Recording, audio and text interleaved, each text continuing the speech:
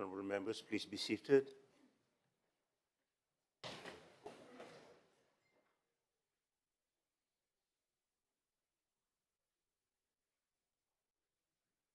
Honourable members, we shall continue with our list of speakers according to the vetting order already agreed to by both sides of the House. I will now call next on the Minister for Fisheries and Forestry, the Honourable Alithea Mbanyuvalu.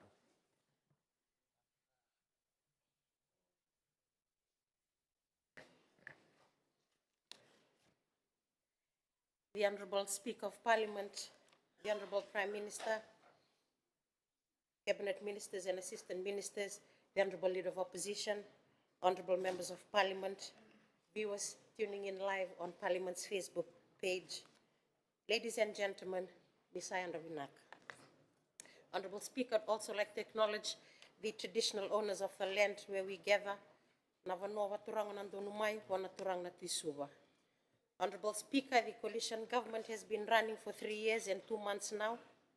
I had served for 18 months as a Member of Parliament and Assistant Minister, and now serving for 1 year, 8 months as a Cabinet Minister. Honourable Speaker, as I look back, I can testify to God's faithfulness, and I'm reminded time and time again of His word in Proverbs 19:21, that we may have many plans in our hearts, but it's His purpose that always prevails. For that, Honourable Speaker, I acknowledge God's wisdom, guidance, and His love that has never forsaken nor leave me. Honourable Speaker, please allow me to extend greeting to the people of Ra, Bisayanda Vinaka Lavokai, Akokai, Lavarakai. Awayanda iyan na nomniwindala niya wa uranga, and alaman iki na dokova o sevo, rakiraki, nalawa, kenakoro umbu. Honourable Speaker, I would like to thank my family and extended family for the endless support and prayerful hearts.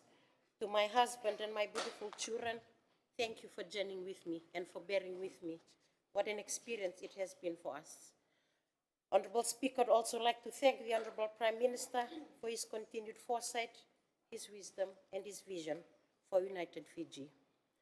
Honourable Speaker, I rise this morning to respond to the visionary statement delivered by His Excellency, the President of the Republic of Fiji, and to reaffirm this government's steadfast commitment to advancing Fiji's fisheries and forestry sectors within the broader national development framework of a whole-of-government approach.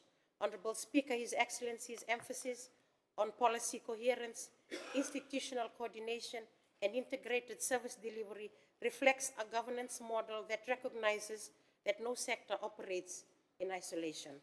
Honourable Speaker, the sustainable management of our oceans, forests, and natural capital requires precisely this integrated architecture where environment, economy, land, climate resilience, trade, and social inclusion are aligned under a unified national agenda. In this regard, Honourable Speaker, the ministries responsible for fisheries and forestry are not standalone actors. We are central pillars in delivering food security, export earnings, climate mitigation, rural livelihoods, and biodiversity conservation for Fiji. Honourable Speaker, the fisheries sector is committed to aligning its efforts with a vision articulated by His Excellency to root in unity, responsible governance, sustainable resource management, and inclusive economic transformation. Honourable Speaker, Fiji's ocean resources are not merely economic assets, they are the foundation of our food security, rural livelihoods, cultural identity, and national development and aspirations. As a large ocean state, we carry both privilege and responsibility. Honourable Speaker, His Excellency underscored the importance of adopting a whole-of-government approach to sustainable development. The Ministry of Fisheries' roles and responsibilities support and complement the work of other line government agencies on achieving sustainable economic growth, ensuring environmental sustainability, eliminating poverty, promoting inclusivity, and ensuring the social and cultural well-being for all Fijians. Honourable Speaker, His Excellency reaffirmed Fiji's commitment to regional leadership and international advocacy for the long-term sustainability of our fisheries resources. The Ministry of Fisheries, Honourable Speaker, remains committed to enhancing the fisheries legislative framework.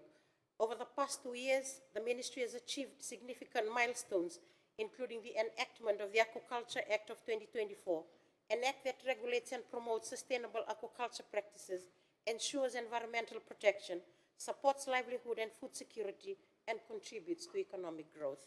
The Fisheries Amendment Act of 2025 looks at modernizing the enforcement and compliance framework for the Fisheries Act by introducing an inshore fixed penalty notice as a first-tier deterrent against non-compliance. Honorable Speaker, our objective this year is clear: to remain steadfast in our commitment to completing the review and enactment of the Inshore Fisheries Management Bill, a bill that modernizes the enforcement and updates regulations to reflect the modern fishing practices and technology, and the review of the Offshore Fisheries Management Act of 2012 and its subsequent regulations of 2014. Honorable Speaker, in light of the escalating incidents of illicit activities within our exclusive economic zone and inshore areas, the Ministry will heighten its monitoring, control, and surveillance to counter illegal, unreported, and unregulated fishing practices. A significant milestone was achieved in April of 2025 with the launch of the National Fisheries Surveillance and Operations Center at the Offshore Fisheries Station in Walvis Bay. Honorable Speaker, with the support of our development partners, our primary focus is to increase our value retention of tuna caught in our waters to be processed locally and to create employment opportunities and a stronger economy.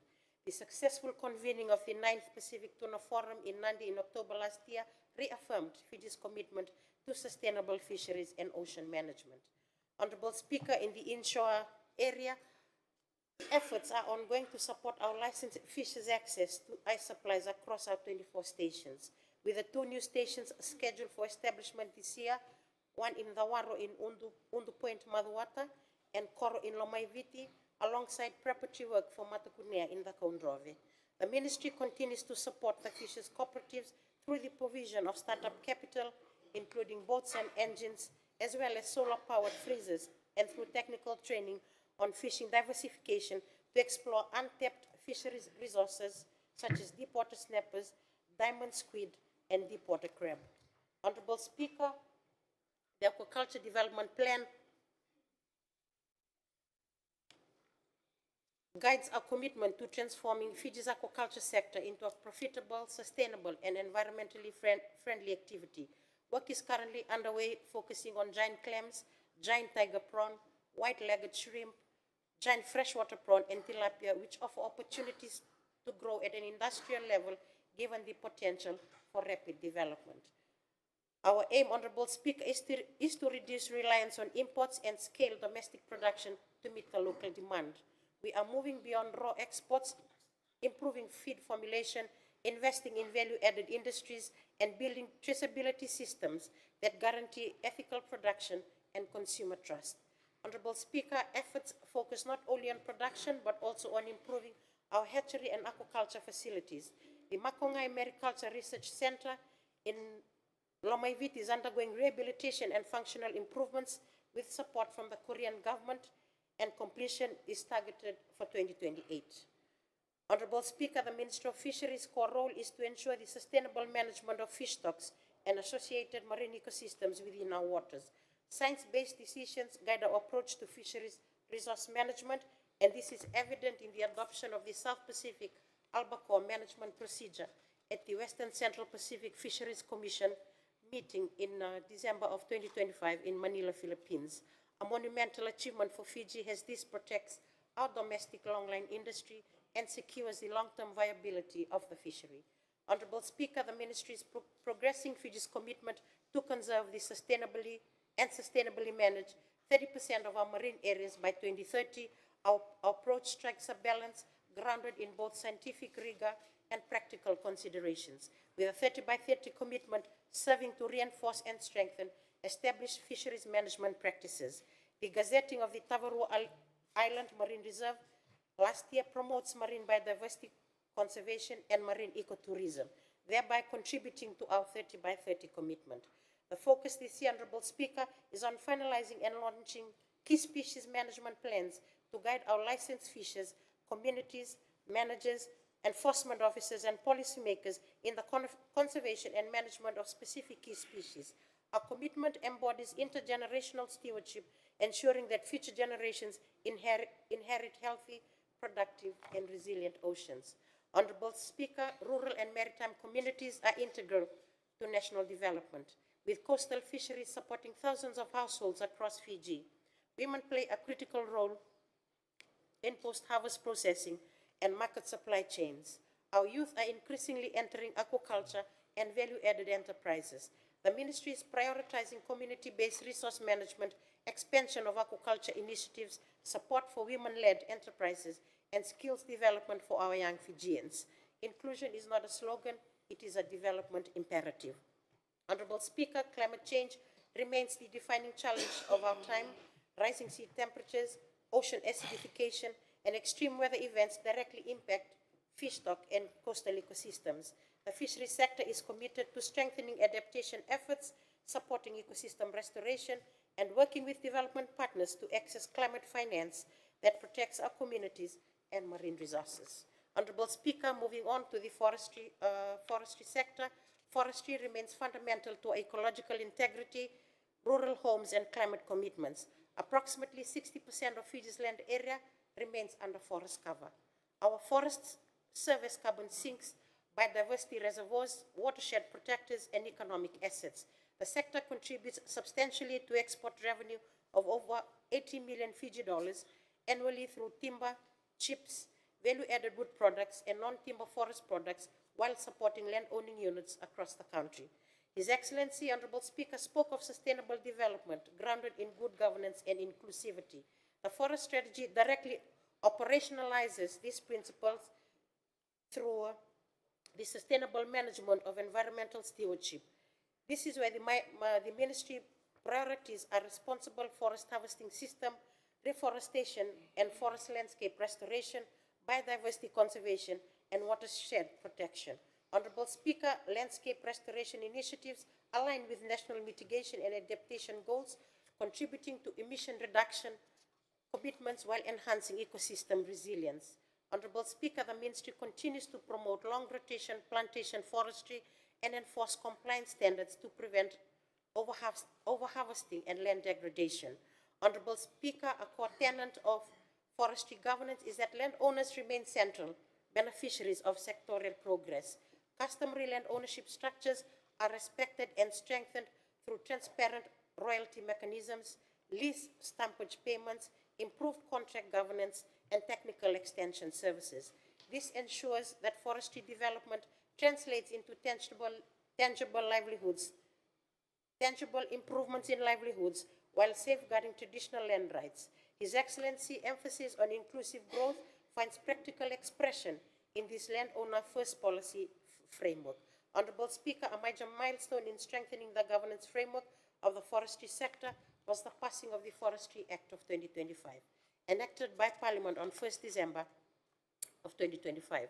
This landmark legislation, Honorable Speaker, modernizes the legal architecture governing forest management in Fiji and replaces outdated regulatory provisions with a framework that reflects contemporary environmental, commercial, and compliance standards.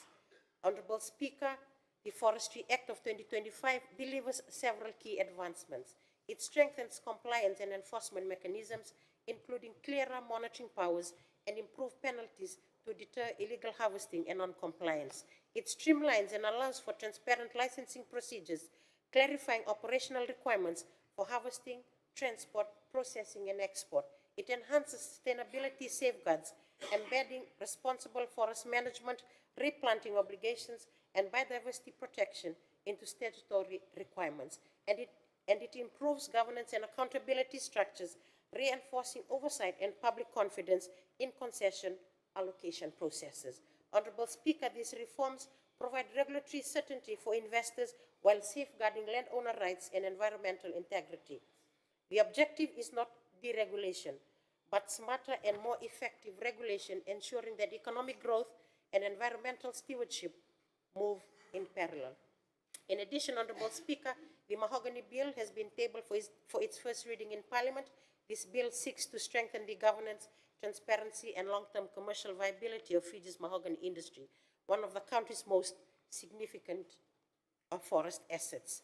Honorable Speaker, the anticipated benefits of the Mahogany Bill include greater clarity in institutional roles and responsibilities, strengthened landowner participation and benefit sharing mechanisms, improved corporate governance standards, enhanced investor confidence through clear operational and reporting frameworks, and better alignment of Mahogany resource management with sustainable development priorities. Honorable Speaker, both the Forestry Act of 2025 and the proposed Mahogany Bill signal the government's commitment to building a modern, transparent, and investor-ready forestry sector, one that balances profitability with sustainability and ensures that landowners remain central beneficiaries of sectorial growth. Honorable Speaker, the Ministry continues to advance value addition, market expansion, and non-timber forest product development. Some of this advancement include the downstream processing and secondary manufacturing, engineered wood product development, and market diversification. Value addition, Honorable Speaker, strengthens domestic supply chains, generates higher skilled employment, increases foreign exchange earnings, and retains a greater share of resource value within Fiji.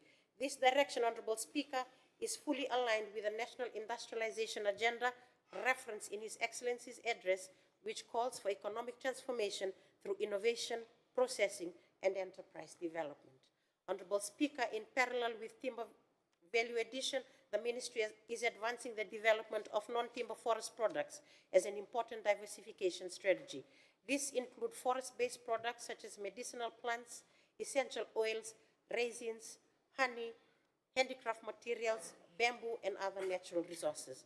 Honorable Speaker, the non-timber forest products represent a significant opportunity to broaden income stream for rural and maritime communities, increase participation of women and youth in forest-based enterprises, promote sustainable forest use without large-scale harvesting, and strengthen community resilience and livelihood diversification. Honorable Speaker, the Ministry has progressed work on the National Timber Forest Product Strategic Framework to formalize value chains, improve quality standards, enhance market access, and provide technical training to producers. By integrating the non-timber forest products into national forestry planning, we are moving toward a more holistic forest economy, one that recognizes forest as multidimensional ecosystem capable of generating inclusive and sustainable economic returns. This integrated approach, Honorable Speaker, ensures that forestry development supports economic growth, environmental conservation, and community empowerment simultaneously. Honorable Speaker, in direct response to the President's call for equitable opportunity, the forest sector is expanding participation among women and youth through a number of key initiatives, including nursery development programs, replanting initiatives, community-based cottage industries, and technical training for women and youth. Our data shows that technical training for women and youth has increased significantly over the years, Honorable Speaker, particularly in nursery establishment and management, as well as in chainsaw and portable sawmill operators. Honorable Speaker, the number of seedling supplies from community nurseries led by women has also grown steadily. Over the past 3 years, women-led nurseries have accounted for an average of 46% of total seedling suppliers. Similarly, within our replanting initiatives, an average of 37% of beneficiaries receiving community planting incentives over the past 3 years have been women. These initiatives, Honorable Speaker, not only expand opportunities for women and youth, but also diversify income streams in rural communities and strengthen intergenerational sustainability in the forestry sector. Honorable Speaker, today marks the commencement of the 2026 National Women in Agriculture Symposium, in which the forestry and fishery sectors are proud participants. The symposium brings together women entrepreneurs from across agriculture, forestry, and fisheries to recognize their achievements, share ideas, build networks, and connect with potential investors. This initiative reflects our continued commitment to empowering women and recognizing their vital contributions to the growth and sustainability of Fiji's primary industries. Honorable Speaker, before I conclude, I would like to take a moment to acknowledge two important occasions that we recently observed. Firstly, on the 8th of March, the world commemorated International Women's Day, a day dedicated to recognizing the invaluable contributions of women in our families, communities, and across all sectors in our nation. I extend my sincere appreciation and warmest wishes to all the women of Fiji for their resilience, leadership, and the many roles they play in shaping the future of our country. From our mothers and daughters to our professionals, farmers, entrepreneurs, and community leaders, your dedication continues to inspire progress and strengthen our society. Secondly, as we marked Father's Day yesterday, Honorable Speaker, under the Methodist Church calendar, I'd also like to extend heartfelt wishes to all fathers and father figures throughout Fiji. Fathers play a critical role in guiding, supporting, and nurturing our families and communities. Your commitment, sacrifices, and leadership within the home and society contribute greatly to the well-being and development of our nation. Honorable Speaker, the recognition of these two occasions remind us the importance of strong families, mutual respect, and shared responsibility in building a more inclusive and prosperous Fiji.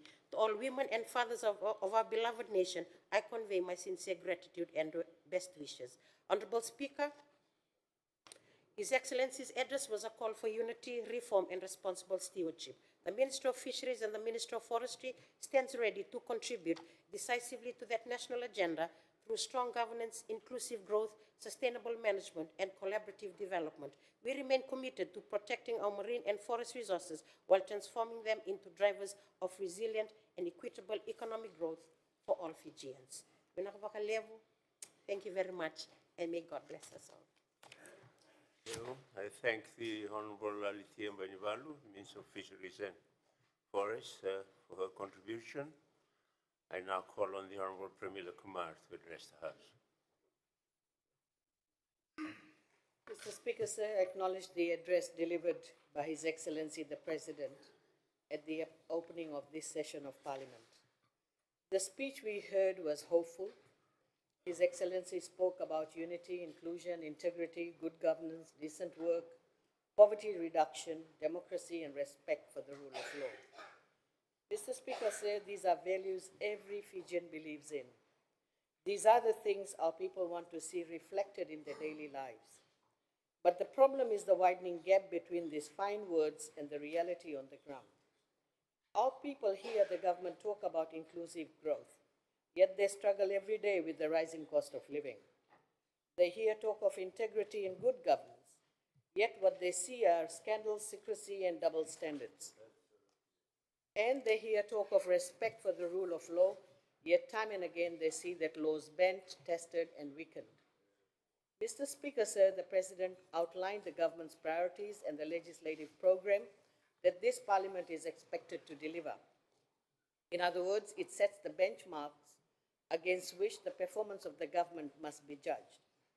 But what we are witnessing today is a clear disconnect between what is announced in this House and what is actually delivered. Let me give some few simple examples. In the 2023 address, the President announced that the MSME bill and the cooperatives bill would be brought forward to strengthen small businesses and community enterprise. 3 years later, those bills are nowhere to be seen. The President also spoke about electing advisory councils, not appointing, but electing advisory councillors to strengthen local representation. That too has not happened. Last year, we were told that the Code of Conduct Bill and the Accountability and Transparency Commission Bill would be progressed. They were even referred to the Standing Committee. People believed that finally we were going to see real progress on accountability and transparency. But what happened? Both bills were sent back to the Solicitor General's office for amendments, and since then, they've simply disappeared. So the question must be asked, why? What is in these bills that makes this government so uncomfortable? Is it because a proper code of conduct would expose conflict of interest? Is it because an Accountability and Transparency Commission would finally impose real consequences for abuse of office? Or is it because some members sitting across the aisle may suddenly discover that they're no longer qualified to sit in this very House if those laws come into force? Mr. Speaker, sir, when a government repeatedly fails to deliver the very legislative agenda announced by the President, then how can it be trusted to deliver anything else? What we are increasingly seeing, Mr. Speaker, sir, is a government that is not listening, not to the people, not even to the commitments it makes through the President's speech. The duty of Parliament is not to praise promises. Our duty is to scrutinize performance, to question failures, and to hold the government accountable for what it says it will do. And when we measure this government's performance against the expectations set out in the President's address, a very disturbing gap is seen. Mr. Speaker, sir, the solution is actually very simple. When the government prepares the President's speech, it should include commitments that it can deliver. Do not present a wish list to the nation. His Excellency reminded us that parliamentary debate is the lifeblood of democracy, and that it must be grounded in evidence, reasons, and practical solution. I emphasize, grounded in evidence, reasons, and practical solution. And that is exactly what I intend to do today. On poverty and cost of living, Mr. Speaker, sir, in his address, His Excellency acknowledged that about 1/4 of our people live below the poverty line and another quarter live just above it, constantly struggling to make ends meet. This is not just the statistics. It is the daily reality for thousands of families across our country. Every market vendor, every shop assistant, garment worker, domestic worker, and even parents knows that the cost of living is becoming harder to manage. But Mr. Speaker, sir, after more than 3 years in office, the coalition government has made the cost of living situation worse. In August 2023, the government increased VAT from 9 to 15%. That impact was immediate. The price of almost everything went up. Then in the 25-26 budget, the government reduced VAT to 12.5% and presented it as a relief for the people. But by then, the damage was already done. Businesses had increased their prices, and many of those prices have remained high. So families are still paying more for the same goods and services. Mr. Speaker, sir, figures from the Bureau of Statistics show that over 12 months till February 2026, prices have increased for many everyday food items, bread and cereals, meat, fish, vegetables, and even tea, coffee, and soft drinks. The cost of everyday services has also increased. Hairdressing and other personal items have all risen by 2 to 2.5%. This is Bureau of Stats, eh? So clearly, the reduction of VAT from 15% to 12.5% has not provided the relief people were hoping for. Mr. Speaker said this is the same government that came to power promising to reduce the cost of living. Instead, we have seen higher taxes, higher government fees and charges, and now even the possibility of higher electricity tariff. All of these add pressure on families who are already on a shoestring budget. Mr. Speaker said we often hear the argument that the Bainimarama government also raised VAT to 15%. That is true, but the circumstances were completely different. At that time, the country was not recovering from devastating global pandemic. Businesses and airports had not been shut down. Tourism had not collapsed. People had not lost jobs in numbers and exhausted their savings just trying to survive. In fact, to help the economy recover from COVID-19, Bainimarama government reduced VAT to 9%. Duties were removed on thousands of products, and 21 essential items were made VAT-free to help reduce the cost of living. Mr. Speaker, sir, timing matters, and I thought Honorable Prasad would understand that. Mr. Speaker, sir, economic conditions also matter. Raising VAT to 15% at a time when families were still recovering financially made life even harder for many households. His Excellency reminded us that progress cannot be measured by growth figures alone, and that is absolutely correct. Because when groceries become more expensive, when household bills keep rising, and when families struggle to keep ends meet, talk of inclusive growth means very little. Mr. Speaker, sir, former Finance Minister, Honorable Biman Prasad, boasted about a boost in revenue in the last 3 years. He was gloating on and on about how the government has surpassed revenue. But in fact, they have robbed the poor by increasing VAT and government fees and charges. That's how they collected their revenue, Mr. Speaker, sir. But ordinary Fijians are asking a very simple question.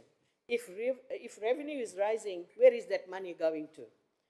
Because families are not seeing real relief or major development despite billions being borrowed and record revenue collected. So the question is simple, Mr. Speaker, sir. Why is this government spending less on development projects than the Fiji First government, which maintained a 60-40 or 70-30 balance between operations and capital expenditure before COVID? On debt and fiscal discipline, Mr. Speaker, sir, His Excellency also spoke about the importance of prudent fiscal management and reducing debt vulnerabilities.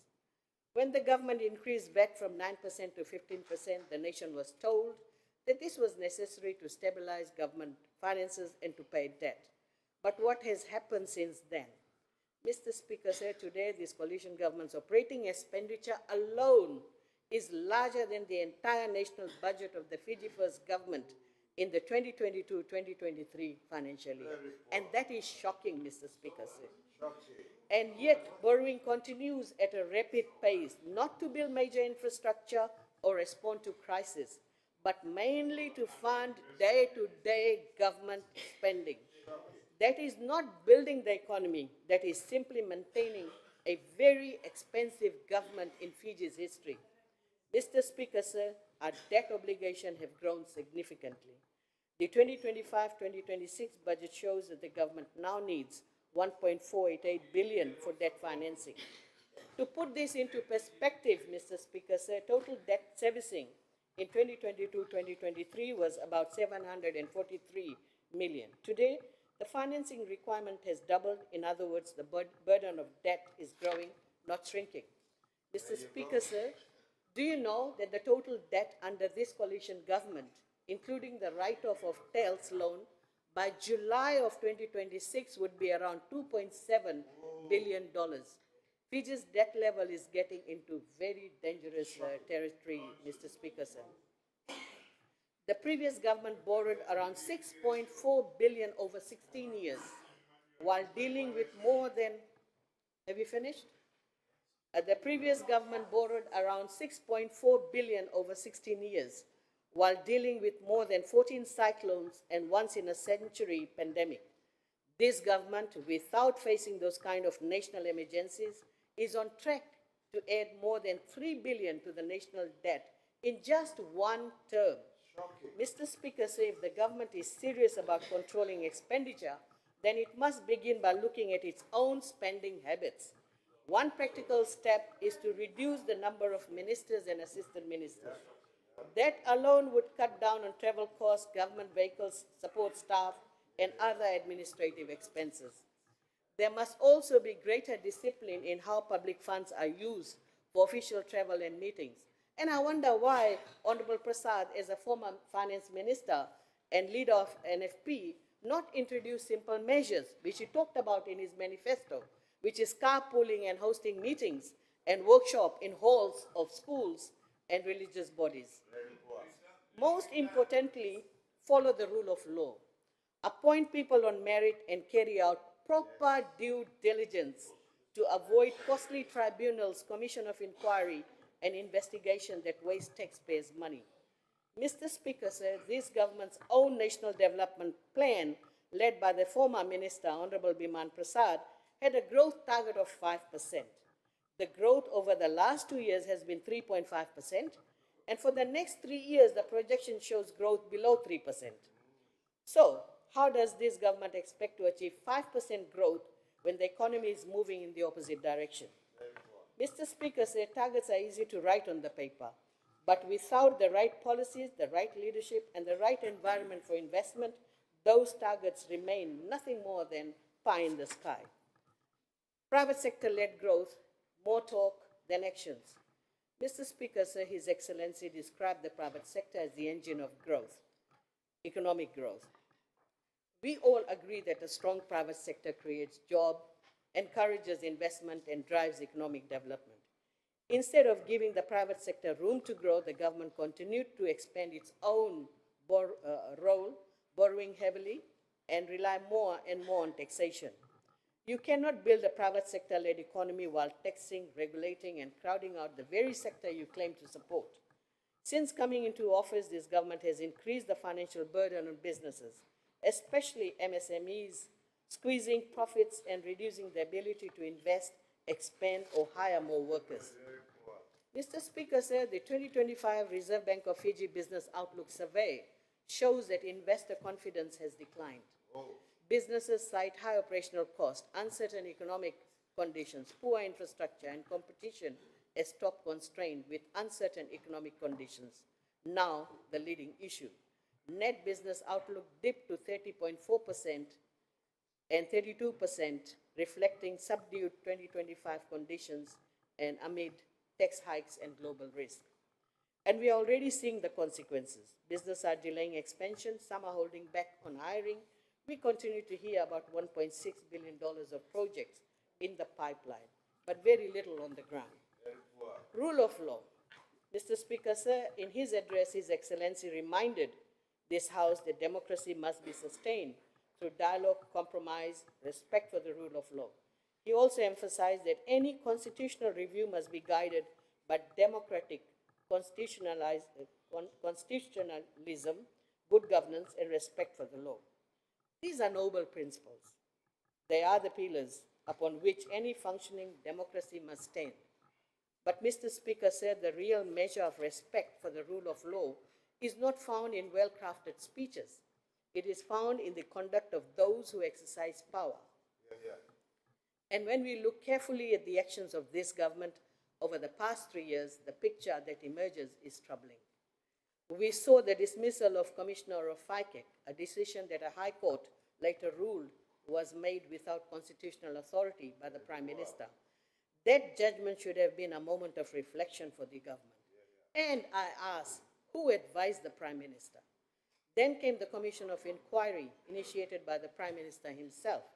Millions of dollars of public funds were spent, yet the country is left asking a very simple question: what exactly has been achieved? What we have today is an expensive report, institution left bruised and weakened, and no clear sense of accountability to the people who ultimately paid for it.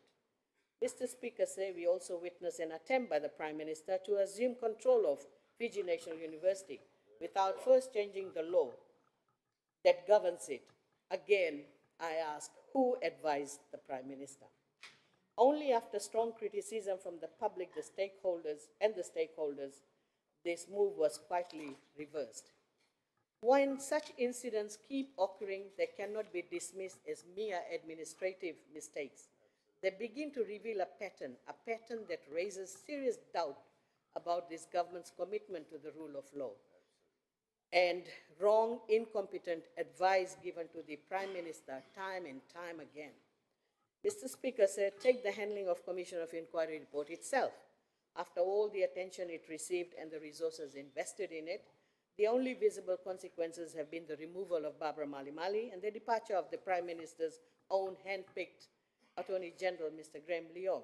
Beyond that, the public has been left largely in the dark. There has been little explanation, little transparency, little accountability for the millions of dollars that were spent, and total secrecy on whether there will be compensation paid out using taxpayers' money. Even before that, serious concern should have been raised about the appointment process.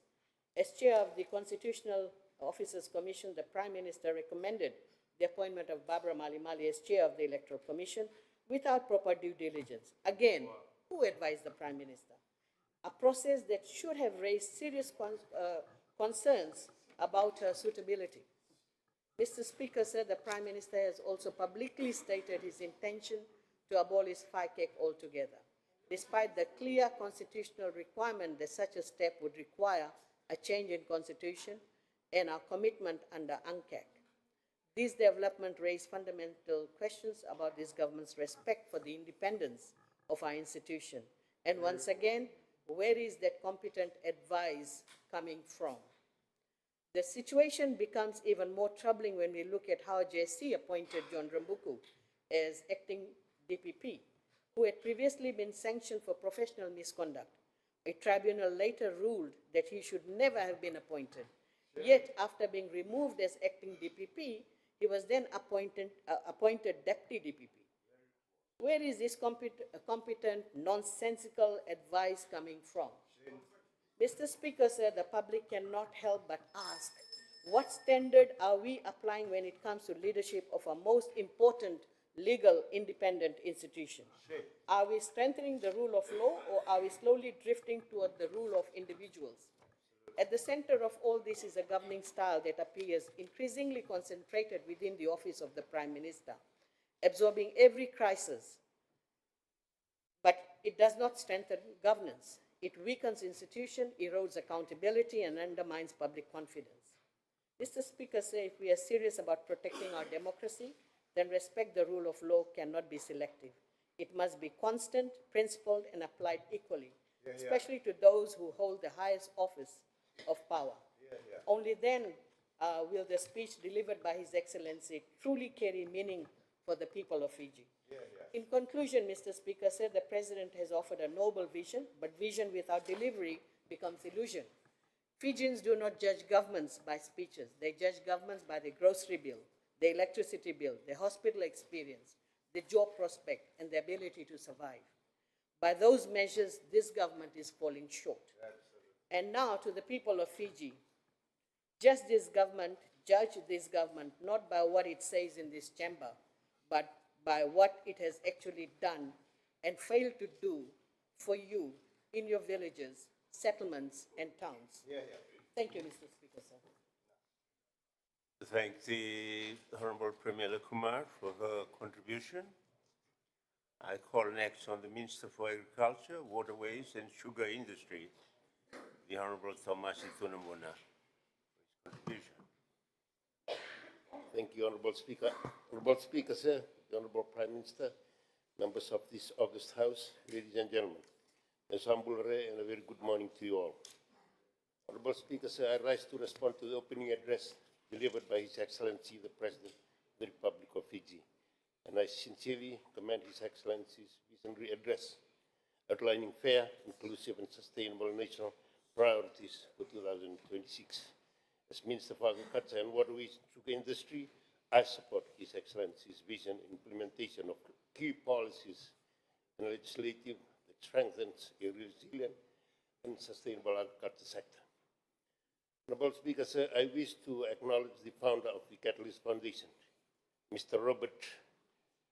The Catalyst Foundation is focused on delivering long-term sponsorship program to support the needful communities in the remote, underprivileged region in Vanuatu. This foundation had assisted many people, including the children of the province of Mua. They have supported and empowered communities by giving them the necessities needed in the area of education, health, social services, public welfare, and employment and training. They have been sponsoring students at the Muso Agriculture Training Institute, who will be our future farmers.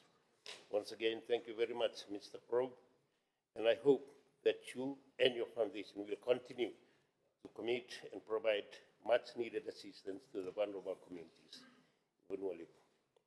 Honorable Speaker, sir, since the coalition government assumed office, the Ministry of Agriculture, Waterways and Sugar Industry has made significant strides in translating His Excellency's vision into tangible outcome. At the core of our implementation efforts are the Ministry's operational divisions. It includes animal health and production, crop extension, crop research, waterways, the land resource and planning and development, and now the sugar industry. Over the past 3 years, these divisions have continued to work collaboratively and tirelessly in achieving priorities outlined by His Excellency. The Animal Health and Production Division have successfully implemented a number of programs for breed improvement by implementing biotechnology, harvesting and transfer of embryos. We had established a breeding station for semen collection and processing for artificial insemination. Conducted 356 artificial insemination on 82 farms using locally improved beef semen. Development of 4 new beef breeds, genetic conservation through cross-breeding programs in sheep and goats, and distributed 878 genetic improved queen bees for 85 farmers. In animal nutrition, the Ministry had established 50 hectares of June cow grass as fodder for livestock and established 6 semi-intensive dairy farms and developed feed conservation and improvement techniques. Research are undertaken on black soldier flies farming as a high-protein feed source for livestock and waste management. In infrastructure, the Ministry had established a 58 new establishment of 58 new dairy farms, 128 dairy sheds were upgraded, 30 dairy farms were assisted with water reticulation and provided 19 milking machines to dairy farmers. 94 beef farms assisted with fencing kits, 109 stockyards were constructed for beef farmers, assisted 20 sheep farms with shed materials, and 106 farmers with fencing kits. Construction of 43 piggery sheds and also 37 poultry sheds were established. The construction of 104 biogas digester units were installed in piggeries and dairy farms for waste management and energy collection and fertilizer production. The establishment of the established and operationalized a PCR laboratory and Dayton honey processing units were also installed. For disease surveillance and control, this is an ongoing program including field and laboratory tests. 77,732 tests for TB and brucellosis were carried out. And for crop extension division, the division had achieved the following. The distribution of planting material included distribution of backyard garden seeds and climate resilient commodities to 8,000 farmers and households. Established 5 nurseries for seedling production and distribution of more than 2 million fruit trees and vegetable seedlings in collaboration with British American Tobacco. And supported farmers with capital funding initiative benefiting 3,500 farmers through farm equipment, land preparation, planting material, and agro inputs and farm equipment. In farm mechanization, Honorable Speaker, we provided 25 excavators, 90 tractors, and 27 combined rice harvesters and small machineries to farming cooperatives, individuals, and schools. The Ministry also provided innovative techniques like protected structures, irrigation kits, a gunner pounding machine, and value-added equipment, benefiting 310 farmers. On farm roads, construction and upgrade of 86 farm roads spanning over 485 kilometers and providing access to more than 500 hectares of farmland, benefiting 850 farmers. For crop research division, we have successfully carried out the following. Research on genetic improvement, establishing orchards on tissue-cultured banana and propagating 1,000 banana suckers for farmers. Releasing taro leaf blight-resistant variety, producing 378,000 crops and fruits, seedlings, and 85,000 kilograms of vegetable seeds for distribution to farmers and households. Introducing 5 new cassava varieties and 1 yam variety from Nigeria, and the release of a new Pacific Kumal variety. And also establish agroeconomy site by implementing 3 trials on saline-tolerant rice varieties to identify climate-resilient options, conducting polyculture research trial integrating tilapia into rice farming systems. On disease surveillance and control, the Ministry has also introduced 2 African tulip biocontrol agents from New Zealand, testing drone technology on pesticide application and commercial rice production, and on analytical and diagnostic services. The Ministry has also improved its adaptive technology by developing 5 value-added products. Now processing the soils and land management by producing and distributing 103 tons of organic compost, supplying 50,000 liters of bacterium culture to farmers. An infrastructure improvement, commissioning of the Center of Agriculture Technology transfer in Nosuri with a commercial tissue culture lab for mass banana seedling propagation, and other demonstration. The Waterways Division, they had successfully completed foreshore erosion protection on the construction of coastal and waterways protection work across 6 vulnerable coastal communities nationwide and implementing nature-based solutions. On riverbank protection, constructed land, drainage, and flood protection infrastructure across 8 villages in 4 divisions, and invested in watershed management within the Mbar River catchment and major emergency dredging maintenance works at the Mbar River mouth. These projects are delivering transformational benefits to our communities. The one, protecting lives and homes from flooding and coastal erosion, to strengthening food security through improved land and water management. Thirdly, preserving vulnerable agricultural land from saltwater intrusion and flood damages. And finally, stimulating rural economies through local employment and infrastructure development and building climate resilient and vulnerable island and inland communities.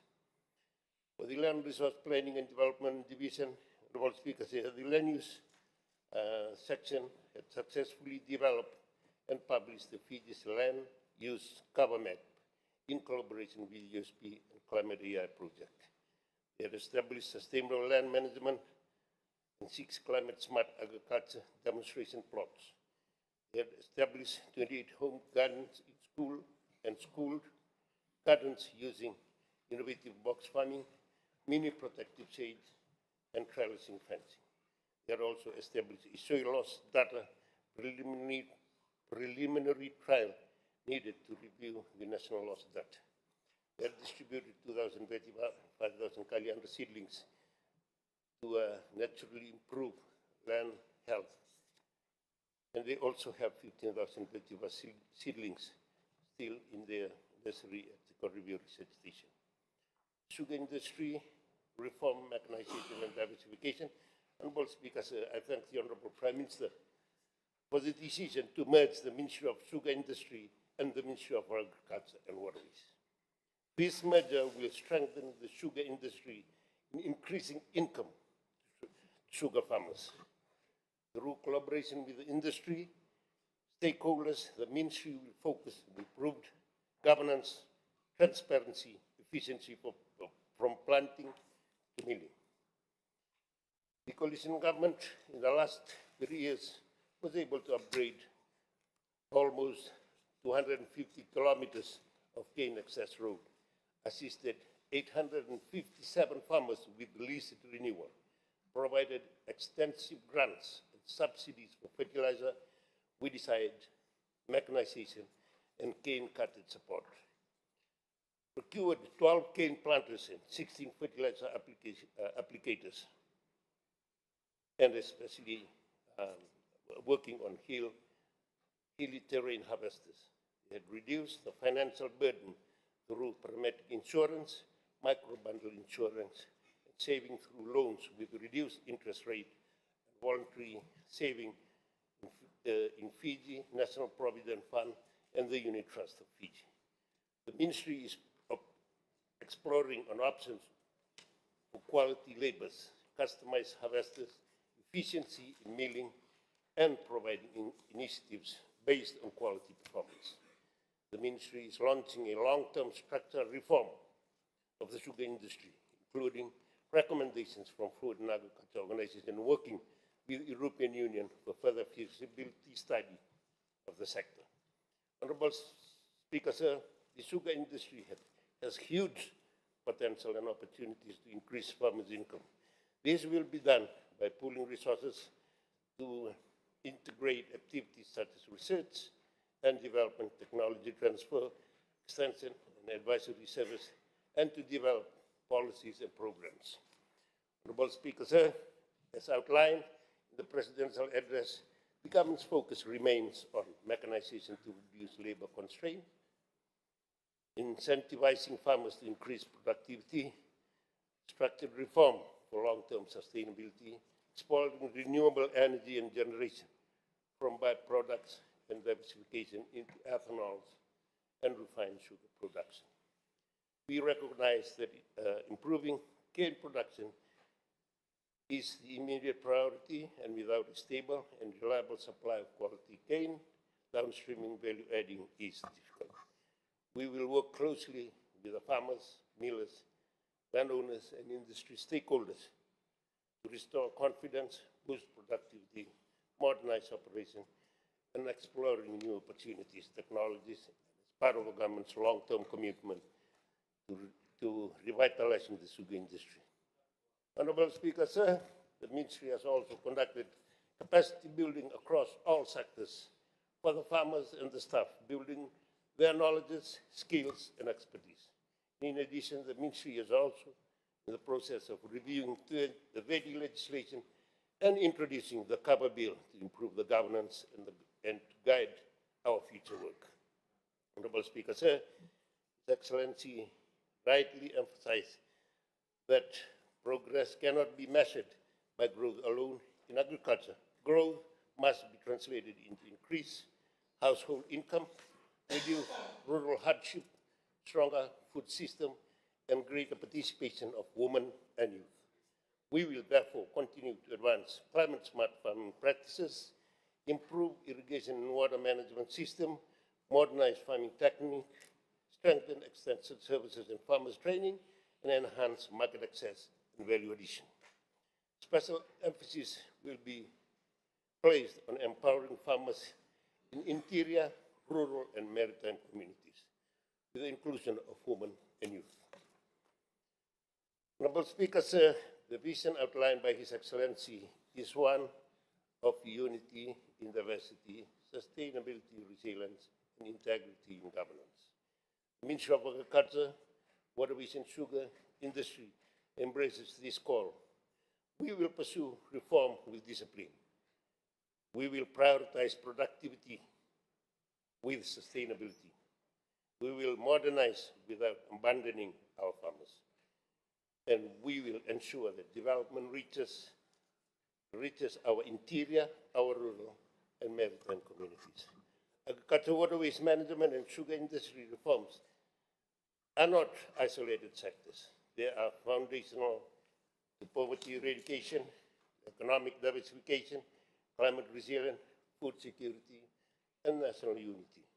The transformation of agriculture and the revitalization of the sugar industry are not optional. They are essential to building a fairer, stronger, and more resilient Fiji. With those remarks, Honorable Speaker, sir, I thank His Excellency for his address and reaffirm my ministry's full commitment to delivering on the priorities outlined for the nation. Thank the Honorable Thomas C. Tulumbuna, the Minister of Agriculture, Waterways and Sugar Industry, for his contribution. I now call on the Assistant Minister for Youth and Sports, the Honorable Ali Kimbia, to deliver his contribution. Honorable Speaker, sir, Honorable Prime Minister, Honorable Ministers, Honorable Leader of Opposition, members of government, Honorable Opposition members and members of the public in the gallery, and all those joining in through the virtual platform. Warm greetings to you all. Mr. Speaker, sir, I rise to contribute to the debate on the gracious address delivered by His Excellency the President at the opening of Parliament, and to share some observations from my recent experience in the Ministry of Youth and Sports. At the outset, to thank His Excellency for setting out the national priorities that guide the work of this Honourable House, and for reminding us of our shared responsibility to continue building a stronger, more inclusive and resilient Fiji. Mr. Speaker, sir, the Ministry of Youth and Sports approached this responsibility with humility and gratitude. Mr. Speaker, sir, over the past few months, we've had the opportunity to engage closely with the Ministry, its officers, youth groups, sporting organizations, and communities across the country. I'd like to take this opportunity to share some of the experiences I've observed during this period and to highlight some of the recent progress that the ministry has been pursuing in supporting the development of our young people and strengthening sports across Fiji. Mr. Speaker, sir, I would like to express our ministry's continued commitment to advancing the development of our young people and growth of sports in Fiji.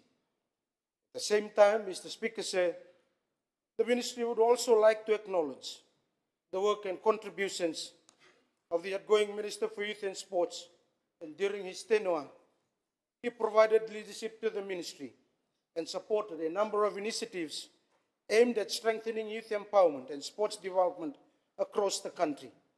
On behalf of the ministry, I wish to thank him for his service and his commitment to the young people and athletes of Fiji. Mr. Speaker, sir, the challenge to look after the welfare of our youth continues to increase given the various social issues they are confronted with every day.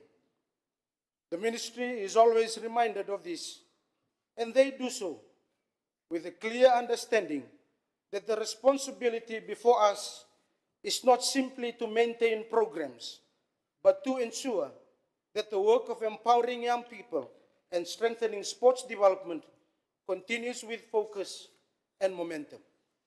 Mr. Speaker, sir, the ministry is committed to work closely with the Honourable Prime Minister, the Permanent Secretary, and the dedicated officers of the ministry to ensure that priorities outlined in His Excellency's address translate into practical opportunities for young people and athletes across our nation.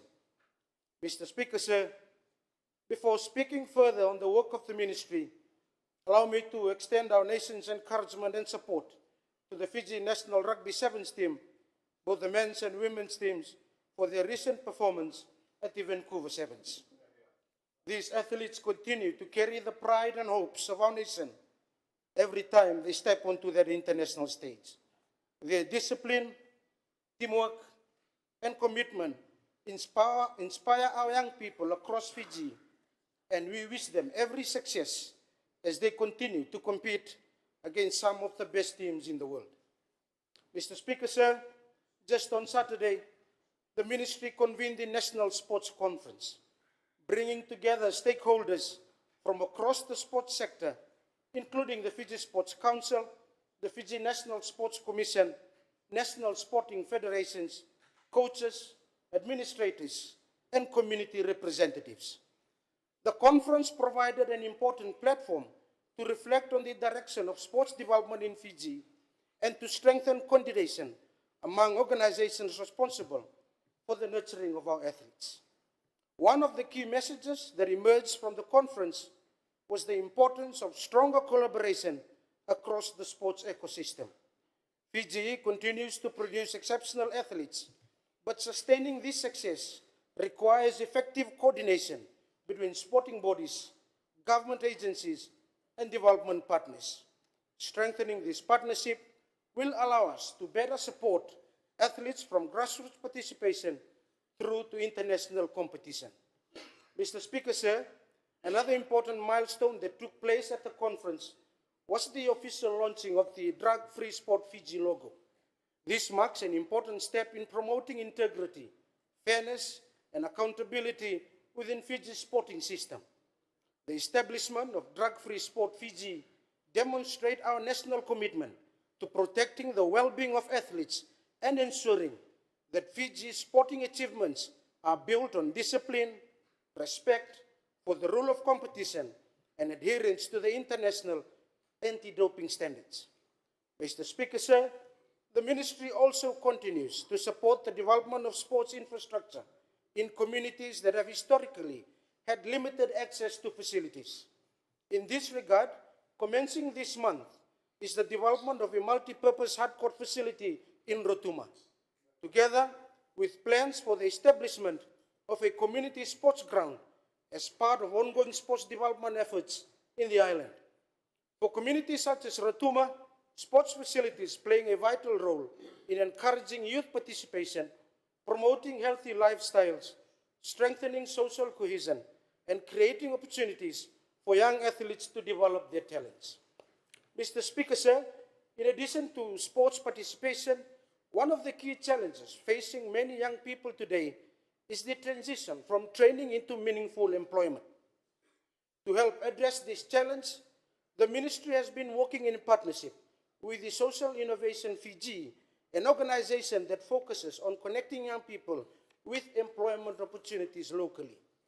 Through this partnership, young people are supported in preparing for the workforce, while employers gain access to motivated young individuals who are eager to contribute productively to the economy. This initiative recognizes that many young people possess the talent and determination needed to succeed, but lack the connections required to access employment opportunities. Mr. Speaker, sir, another important partnership currently being strengthened is with the Pacific Australia Skills Program. Through this collaboration, the program is supporting the development of counseling training programs for youth officers across the region. These programs aims to equip youth officers with specialized skills that will allow them to better support young people who may be facing social, emotional, or personal challenges. Importantly, these counseling programs are being developed with the intention of achieving formal accreditation. Once accredited, the programs will also be introduced within our youth training centers so that interested young people can undertake counseling-related training and potentially pursue careers in youth and sports supporting services. Mr. Speaker, sir, over the past few months, the Ministry have had the opportunity to visit several communities, including the Lau Group, Ovalau, and Kandavo. This visit has provided valuable insight into the realities faced by our young people in rural and maritime regions. One of the most encouraging observations from this visit was the strong sense of determination and initiative among young people in these communities. Many youths are already actively engaged in activities such as farming, fishing, and small-scale enterprises. These regions also possess significant natural resources, particularly in relation to land and fisheries. With the right support, training, market access, these resources have the potential to generate sustainable livelihood opportunities for many young people. Mr. Speaker, sir, at the same time, this visit reinforced an important lesson. Youth development cannot succeed through the efforts of one ministry alone. Effective youth empowerment requires coordination across multiple sectors, including agriculture, fisheries, education, labor, infrastructure, and community development. I wish to therefore thank government for the initiative already being implemented to support our young people. At the same time, there remains an opportunity to strengthen coordination amongst ministry and stakeholders working within the youth development space so that resources and programs can be delivered more effectively.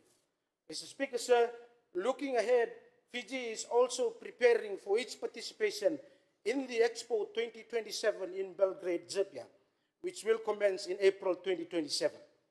Fiji's participation will highlight the connection between play, music, and sports, areas that strongly reflect Fiji's identity, culture, and international recognition. The Ministry of Youth and Sports has been designated as the lead agency coordinating Fiji's preparations for this global event. Expo 2027 presents an opportunity for Fiji to showcase the creativity, talent, and resilience of our young people, while also strengthening international partnership in sports development, cultural exchange, and youth entrepreneurship. Mr. Speaker, sir, allow me to remind all honorable members that meaningful change often takes time. Youth development and sports advancement require patience, sustained effort, and strong partnership. While progress may not always be immediately visible, the work that is being undertaken today will continue to create opportunities for young people in the years ahead. Our young people are not only the leaders of tomorrow, they are active contributors to the progress of our nation today. When we invest in their skills, their well-being, and the opportunities, we strengthen the future of Fiji. Mr. Speaker, sir, I once again thank His Excellency the President for his address and for setting out a vision that calls for unity, resilience, and inclusive national development. I also acknowledge the dedication of the ministry staff and the many stakeholders and organizations that continue to support youth development and sports advancement across our country. Together, through continued collaboration and commitment, we can ensure that our young people are empowered to reach their full potential and that sports continues to unite and inspire our nation. In closing, Mr. Speaker, please allow me to remind this Honorable House a statement that is shared by His Excellency in his address. I quote, "Political rhetoric and personal attacks may generate momentary attention, but they erode public trust and distract us as members of Parliament from the real challenges facing our people. History will judge this Parliament not by the sharpness of debate, but by the wisdom of its outcome. The tone we set as honorable members in this House will shape not only public confidence of today, but the health of our democracy tomorrow. May God bless our young people, may God bless our athletes, and may God continue to bless our beloved Fiji." Now, I thank the Honorable Ali Kimbia, the Assistant Minister for Youth and Sports. Talking about Sevens rugby, I am still in the dark as to the results of the Vancouver Sevens, because Ashwin, my long-time suffering taxi driver, did not turn up for work this morning. And I found later that his car was garaged for repairs, so I may have the full brunt of the report tomorrow morning. I will now call on the Deputy Prime Minister, the Minister for Tourism and Civil Aviation, the Honorable William Ngabo. Thank you, Mr. Speaker, sir.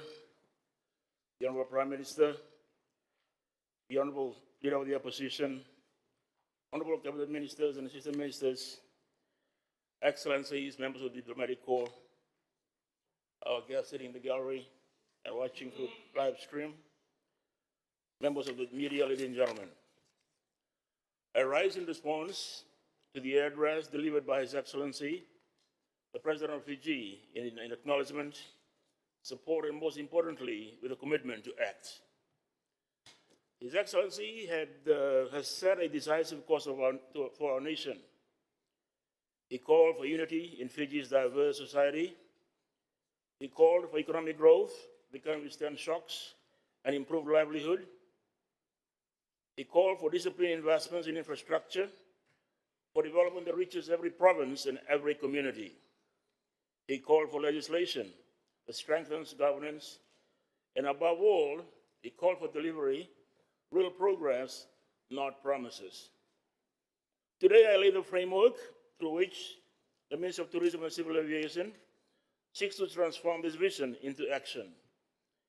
A framework that is focused, practical, and results-driven. A framework that ensures our plans touch every corner of our nation. A framework that delivers on the promise of progress. Mr. Speaker, sir, tourism and civil aviation are sectors that, for many of our people, are a source of opportunity, providing accessibility, connectivity, and uplifting the lives of thousands of families. It drives investments in infrastructure, utility, and businesses. Mr. Speaker, sir, in an increasingly uncertain global environment, Fiji continues to stand as a nation of stability, safety, and goodwill. Our country has long been recognized as a welcoming and peaceful destination, and this reputation is an asset we must continue to protect. It is therefore important that we consistently share Fiji's story with the world, that ours is a place where visitors are received in peace, where communities are secure, and where the spirit of hospitality remains strong. In this regard, Mr. Speaker, sir, initiatives that promote the Pacific as an ocean of peace reinforce the values that define us as a nation and strengthen confidence in Fiji as a trusted destination for travelers and partners alike. Mr. Speaker, sir, as both sectors expand, they must do so with structure and purpose. The next stage of Fiji's aviation and tourism journey is about aligning what we build, where we build, and how communities participate in their development. It is making sure that our infrastructure, our environment, and our people move forward together. A central theme of His Excellency's address was inclusive and economic transformation. Our approach to this transformation is guided by 5 powerful pillars of development: access, accommodation, attractions, and amenities. In tourism, we regard this as the 4 A's. Access is our gateway. It is our airports, our shipping links, our roads, and even our digital networks. People must have equal access to opportunities that benefit our nation. Accommodation reflects confidence. Hotels, eco-lodges, homestays, and resorts. These are places where jobs are created for our people and skills are built. Attractions are what we offer our people, oceans, land, heritage, and above all, culture. These treasures must be protected and respected. And amenities, the Speaker said, a system that keeps everything running: water, power, sanitation, health services, and safety. We may not always appreciate these things, but when affected, we feel their impact immediately. Honorable Speaker, these 4 A's can only progress with people, which is why actors are equally important and must be the 5th pillar. These are the people who make aviation and tourism happen: our communities, our airline operators, hoteliers, guides, artisans. We are nothing without our people. When these pillars work in harmony, aviation and tourism become drivers of genuine national growth. This will be achieved through our National Sustainable Tourism Framework and our Civil Aviation Master Plan. Mr. Speaker, as we respond to the direction set out by His Excellency, the President, it is important to place our work in one level within the national vision. The House is familiar with the ambitions of Novo Liku. At its core, it is a strategic response to decades of underinvestment that have limited the North's full economic potential. With support from the World Bank, we will achieve airport upgrades, utility strengthening, environmental protection, and enterprise development. With runway upgrades already underway at Lambasa airports, we are now seeing the most significant step forward in improving access to one level. The improvement directly addresses the connectivity challenges that have held us back for years. As capacity increases, so does confidence. Confidence from investors, from airlines considering new routes, and from local businesses who can now plan for growth with far greater certainty. Improved access is not just an infrastructure achievement. It is a catalyst for opportunity across the North. Novo Liku is intentionally designed to ensure that communities are not spectators, they are participants. That is why the Micro, Small and Medium Enterprises, MSME, Community-Based Tourism Initiative, is a core component of that program. It builds the capacity for our people by preparing them to play an active, confident role in the tourism economy. In addition, the ministry also administers the Pilot Tourism Micro and Small Enterprises Fund, which enables small operators to improve facilities and uplift the overall visitor experience. Our objective is to increase capacity as well as deepen local ownership, raise standards, and ensure that prosperity circulates within communities.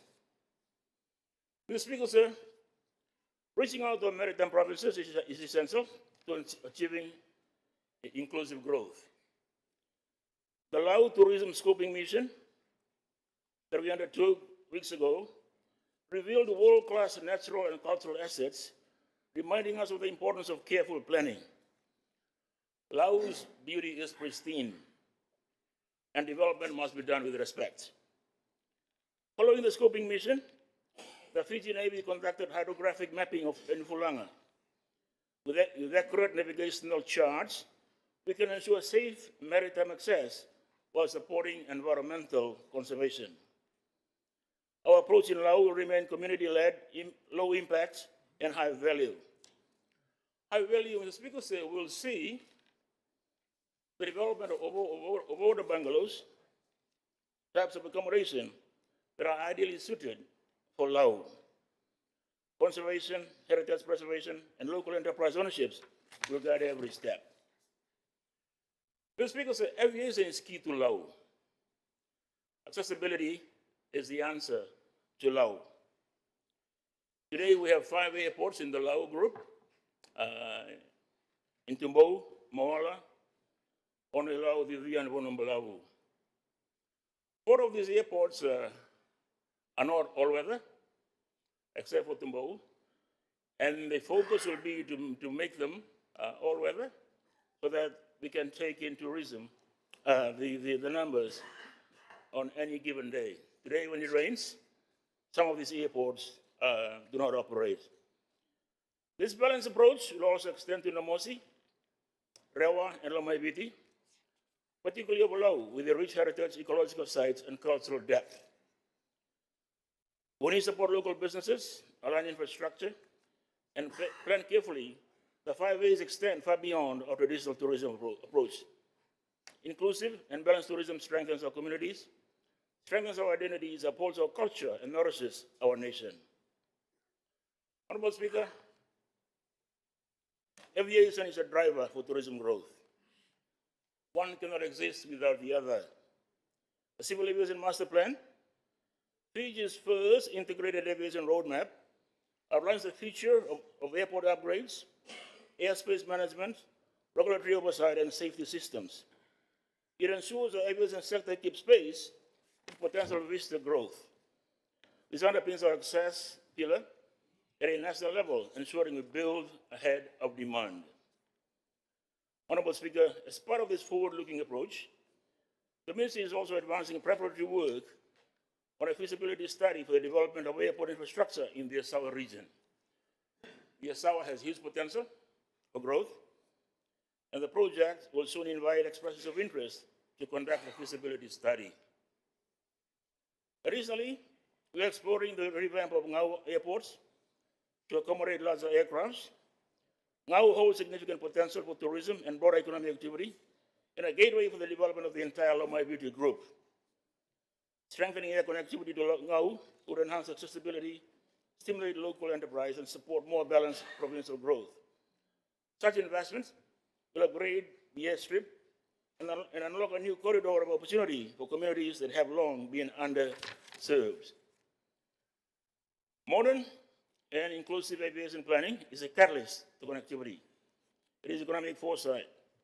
In partnership with our National Airline Fiji Airways, we will target markets that align with the sustainability and diversification plans. Mr. Speaker, sir, improved aviation connectivity and a growing tourism economy must be supported by modern laws. While strengthening our regulatory framework, it is also important, Mr. Speaker, sir, to address the issue concerning the growing aspirations of many young Fijians who wish to pursue careers in aviation, particularly as professional pilots. Civil aviation is a highly skilled and respected profession that requires extensive training, discipline, and significant financial commitments. In recent years, Mr. Speaker, sir, more families have chosen to privately finance pilot training for their children, often making considerable sacrifices through loans, mortgages for the use of their homes, or retirement savings. While this reflects a strong appeal of aviation as a career, it is important that families clearly understand the realities of the aviation labor market, especially pilots. Obtaining a commercial pilot license is an important achievement, but it does not automatically guarantee employment. In a relatively small aviation market such as Fiji, new qualified pilots must build substantial additional flying hours and experience before progressing towards the airline transport pilot license required for airline operations. For this reason, parents must carefully research. There must be informed planning and a clear understanding of a full training pathway that are essential before committing to such significant investment.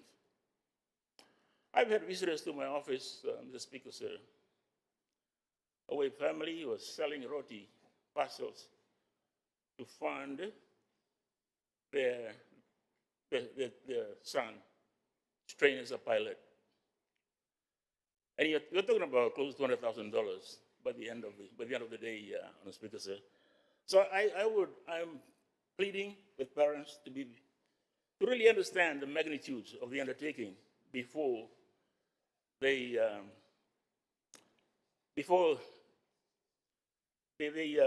when they support their children to take up flying.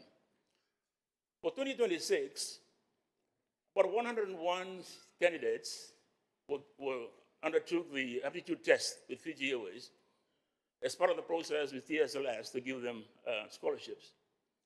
Out of the 101, there are 20 scholarships by TSLS, and 20 have been chosen. But there is an indication of the level of interest. And according to Fiji Airways, the quality of the candidates is quite high. But we can only provide 20 scholarships each year. And that is consistent with the reading of what the demand is in aviation.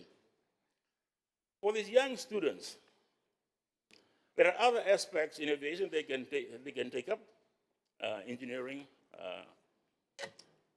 space management, and others. So pilot is not the be-all of aviation.